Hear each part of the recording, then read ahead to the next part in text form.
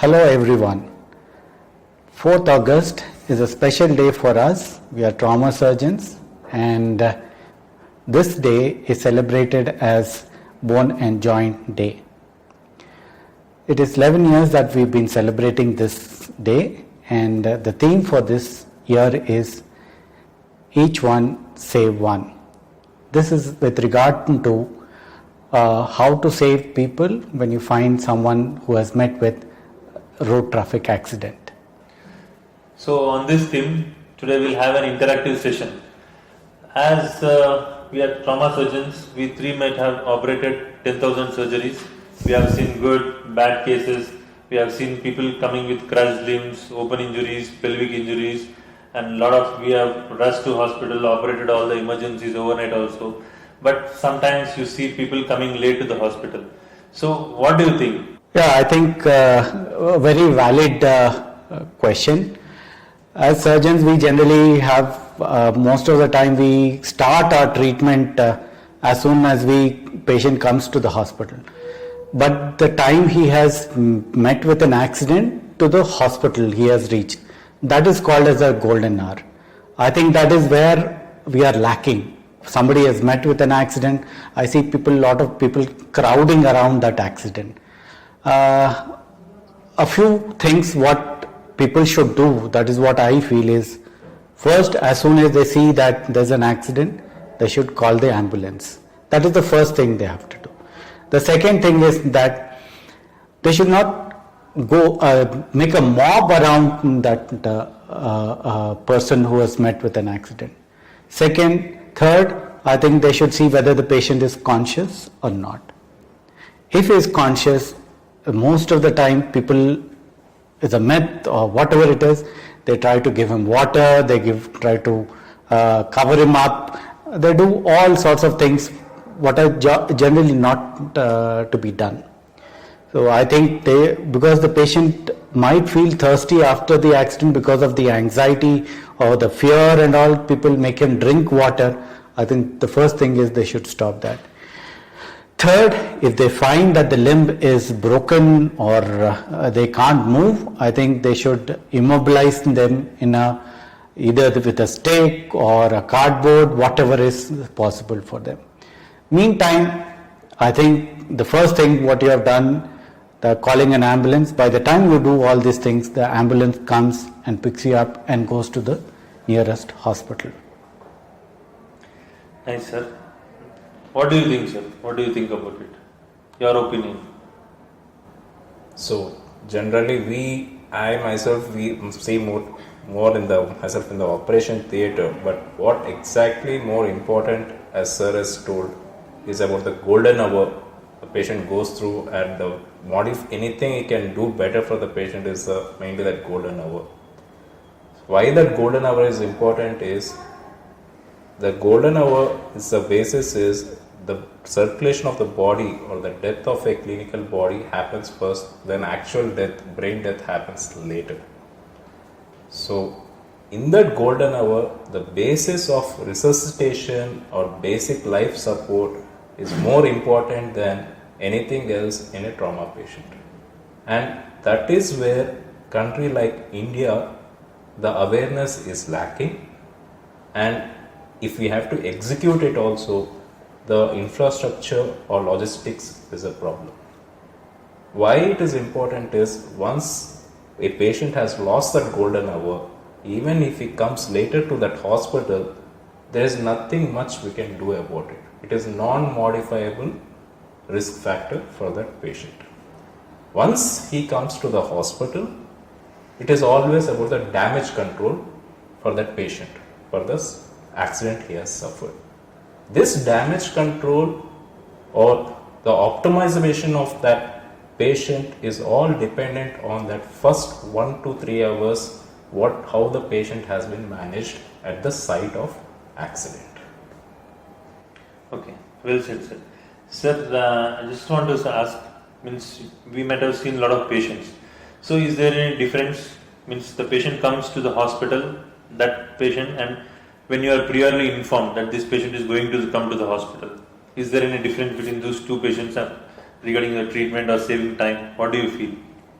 Yeah, when your system of emergency is in place, or somebody informs you, yes, so and so case, so and so issues, and so and problems, so many injuries have been explained to you, then you're prepared priorly, you're well prepared, you can receive him in a correct way, you can resuscitate him in a correct way, you can call the concerned team what is required prior, and you wait for their arrival. So you're priorly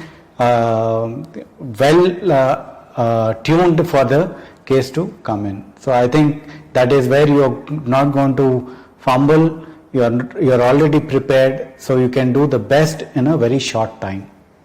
Yeah, I also feel the same. When we are priorly informed about the patient coming into the casualty, we'll be prepared. We'll inform the respective, if we need any team, the nursing staff and all, we'll be prepared and we'll offer a better service to them. Yeah, so I have another question for you. So what I observed now, before when I was a kid, nobody used to call the ambulance, and in traffic also nobody used to give sight for the ambulance. The ambulance siren used to, but nobody used to be bothered. But now I have seen a drastic change. When something happens, people immediately call the ambulance, and when some ambulance is behind the traffic, they are giving the way to the ambulance also to go. What else? What else do you want the public awareness? What should come? Yeah, that's actually one good thing which is happening in our part of this town or place, thanks to the government, that the logistics have been put in place where the ambulance arrives with a less of a time. But a first responder, a person who is at the site of injury, he will be in such a adrenaline rush that what to do till the ambulance comes. It's basis of this thing is to call for help at that time if you're alone, and try to make the injured patient get it into the vicinity of safety, or try to keep the patient in the safety zone. Following that, you have to mainly assess what is the kind of injury he has. Like in a normal language, we can say whether the patient is responding or is not responding.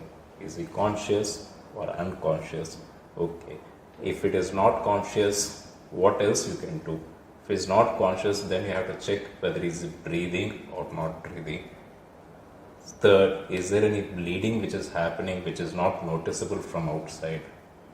But all these things when he does, or the first responder when he sees, there are certain things which he has to follow. Like he shouldn't move the patient rapidly either side or anyway. There's a system which he has to do it, like he has to put it in a side position with knees and hands flexed towards one side. This actually helps for the patient not to aspirate in the lungs. So these are the small things. Suppose there is a bleeding which is happening. Many of times we won't be able to find a first aid kit in the vicinity. If he is able to find a first aid kit, he may not see a tourniquet in that.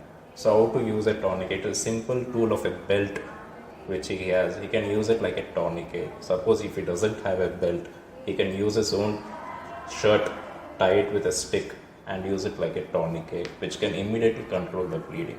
As I told before, if these things can be managed in an optimized way, nothing can be replaced what he has done at that point. It is the most valuable thing he can do for that patient. Till that ambulance arrives. Of course, when the ambulance arrives, they will take over. But the crucial 3 to 5 minutes or 5 to 10 minutes, if he can apply a very good tourniquet, if he can prevent the patient from aspirating, or he can get it into a proper position, then that is the things which nobody can replace it. So many people don't know what else sir said, the first precautions, what the first person should do. Nobody knows. So I think that also awareness should be created a lot among the people by the government only, by the training camps and all. What do you think, sir? I think it's a very valid point. See, the ambulance concept has been incorporated into the people now, and that is why they can start calling people. Like Dr. Praful was saying, that yes, the first responder is the first person who should do maximum what he can do, what is there with him at that moment. So I think it should start at the school level. If you start at the school level, and at the school level they teach you the basics, what you need to do when the patient is injured, I think that will definitely help in I think it will not develop in it won't change in a matter of 1 year or 2 years, but I think the teaching at school or making them repeat the BLS kind of a thing at the school, I think that will help in the future. Yes. I think that is the most important, like how we have got tuned to the ambulance. I think the same way, if it is taught to the children in the school, I think it will definitely progress into what things to be done and what not things to be done. Yeah, definitely this is really a good idea. Basic life support training, I think it should start at the school level. Yeah. So I think that is when I think we can all, I think down the line everybody will have an idea what to be done, and the golden hour is utilized to the maximum. So when the patient comes to our hospital, already we are doing the best treatment. So what do you think? How's the future going to be in the trauma care? See, trauma care or in a basic medical, there's always a change in trend or evolution in the trend every 5 years or every decade. Like, for example, as we told before, when we were studying in MBBS and all, there was no ambulances, or now you can see a lot of changes, logistics, again, thanks to the government which has provided. But what we are lacking is only on awareness, as sir has said, and the orientation, which is again can be improvised with starting with the basic life support care from the school age and these things. And when it comes to the systems which will change, previously when we were taught, it is always about damage control. When the patient comes, you have to just control it, making, then we will see what. Now everything is going towards a personalized medicine care. Like, it's like not all 5 fingers are same in a hand. Everybody requires a personalized, specific care, even in case of a trauma. So that is the system which is happening. So these are the personalized care or the medicine which is happening in the systems in the future in the trauma also.